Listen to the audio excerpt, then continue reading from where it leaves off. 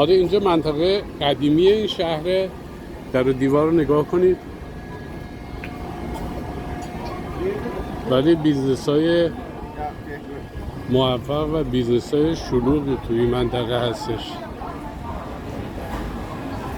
در ضمن حواستون به من باشه که من بهتون چی میگم چی گزارش میدم. حواستون این پرت میشه.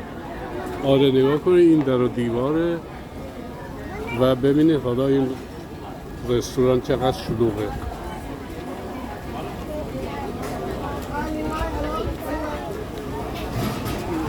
حواستون به من باشه. حواستون به من باشه.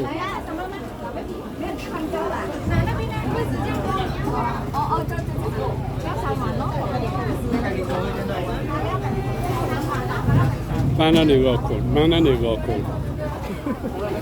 خب بریم به این ور. اینا مورد توجه.